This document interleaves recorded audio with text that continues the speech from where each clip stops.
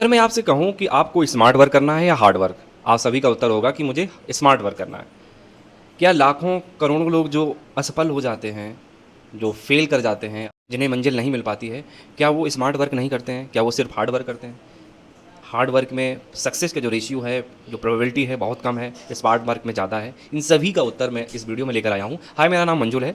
मैं मोटिवेशनल और educational video बनाता हूँ। अगर आप इस वीडियो में नए हैं, यूट्यूब चैनल को सब्सक्राइब कर लीजिए। अब मैं बात करता हूँ कि स्मार्ट वर्क और हार्ड वर्क में क्या अंतर है। सबसे पहले जानते हैं कि हार्ड वर्क क्या होता है, फिर इसके बाद में जानेंगे कि स्मार्ट वर्क क्या होता है, इन दोनों में मेजर डिफरेंसेस क्या हैं और आपको स्मार्ट वर्क करना चाहिए कि हार्ड वर्क करना चाहिए। इसलिए हम चर्चा करते हैं कि हार्ड वर्क क्या होता है।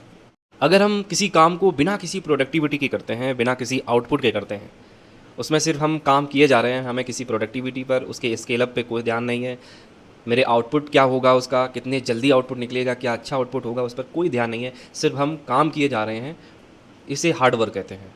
हार्ड वर्क में रिजल्ट आता तो है, बट प्रोबेबिलिटी बहुत कम है, तुक्का से सक्सेस मिलती है। हम बिना किसी प्लानिंग और स्ट्रेटजी से हम काम किए जा रहे हैं, बस किए जा रहे हैं, हमें किसी चीज़ पे मतलब नहीं है। और स्मार्ट वर्क क्या होता है? स्मार्ट वर्क में हम प्लानिंग करते हैं, स्मार्ट वर्क में हम स्ट्रेटजी के साथ अपनी फील्ड में उतरते हैं। कोई काम करने से पहले हम प्लानिंग बनाते हैं, उसकी स्ट्रेटजी बनाते हैं, फिर इसके बाद वो काम करते हैं।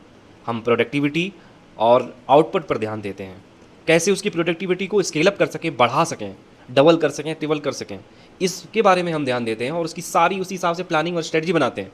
This is the smart work. Smart work में हार्ड वर्क से कम टाइम लगता है। अगर आप किसी काम को स्मार्ट तरीके से करते हैं तो उसमें जो सक्सेस के रेशियो हैं हार्ड वर्क से ज़्यादा हैं और समय भी बहुत कम लगने वाला है, क्योंकि आपके पास प्लानिंग है और आपके पास स्ट्रेटजी है।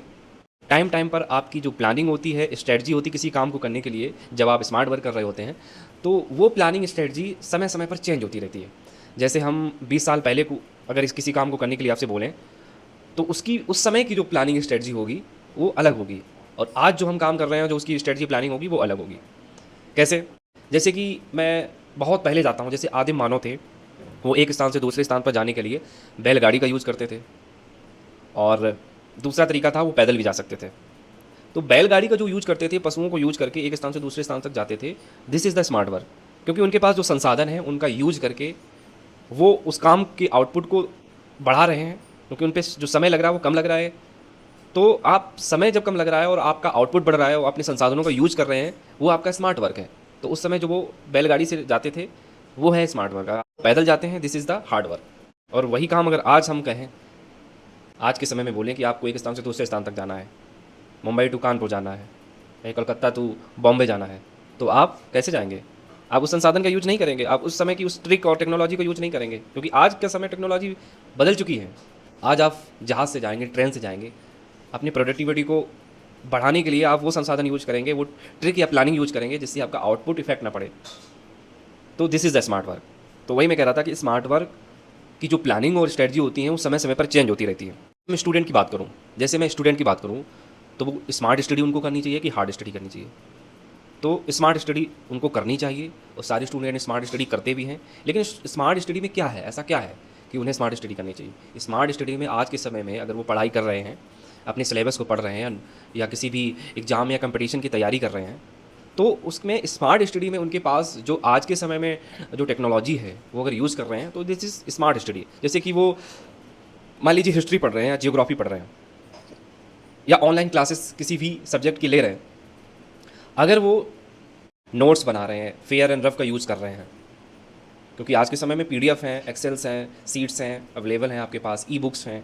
आज के भी समय में अगर वो सिर्फ सॉफ्ट हार्ड कॉपी पे जा रहे हैं, सिर्फ सिर्फ और जो नोट्स बनाए जा रहे हैं, ये आपका हार्ड वर्क में आ जाता है। अगर आप उसी काम को सिर्फ एक बार यूज़ करते हैं, रफ एंड फेयर नहीं करते हैं, आप पीडीएफ बनाते हैं, आपको पीडीएफ मिल जाती है कोचिंग संस्थानों से, this is the smart work. तो आपकी प्लानिंग शायद 20 साल पहले कुछ और होगी, लेकिन आज के समय में जो टेक्नोलॉजी है वो आप अडॉप्ट कर रहे हैं, और उसी हिसाब से आप काम भी कर रहे हैं, उसी हिसाब से आप पढ़ाई भी कर रहे हैं। तो आपकी स्मार्ट स्टडी में आपके पास प्लानिंग होगी, आपके पास स्ट्रेटजी होगी, आप वीकनेस पे काम कर रहे होंगे, आप एग्ज़ाम में कैसे नंबर लाएं उनके बारे में सोच रहे होंगे, उसी हिसाब से आप प्लानिंग कर रहे होंगे, उसी हिसाब से अपने स्टडी आवर को मेंटेन कर रहे होंगे, उसी सब्जेक्ट पर ज़्यादा ध्यान दे रहे होंगे जो आपका वीक है। ये है स्मार्ट स्टडी, ये है स्मार्ट वर्क, क्योंकि आप सिर्फ और सिर्फ उसकी प्रोडक्टिविटी आउटपुट पर ध्यान दे रहे हैं। किस तरीके से हम अपने स्ट्रेंथ को बढ़ा सकें, किस तरीके से हम अपने एग्जाम में नंबर को बढ़ा सकें, किसी भी कंपटीशन को कैसे क्रैक करके एक नौकरी या जॉब पा सकें, वो प्लानिंग स्ट्रेटजी आप बना करके काम करते हैं, पढ़ते हैं, this is a smart work. Hard work में क्या आप सिर्फ पढ़े जा रहे हैं। जैसे मैं बिजनेस की बात करूँ तो बिजनेस में आपने स्टार्टअप कर दिया किसी भी चीज़ का, वो स्टार्टअप प्रॉफिटेबल भी हो गया। इसके बाद में आप उस फील्ड में या उस बिजनेस में लगे जा रहे हैं, आप सारा काम खुद ही देख रहे हैं। आप अकाउंटिंग भी देख रहे हैं, आप मैनेजमेंट भी देख रहे हैं, आप लॉजिस्टिक भी देख रहे हैं, सारा काम आप ही देख रहे हैं। तो this is the hard work. आप सारा काम खुद ना देखकर आप एक टीम हायर करते हैं और आपका काम सिर्फ और सिर्फ बिजनेस को स्केल अप करने के लिए है।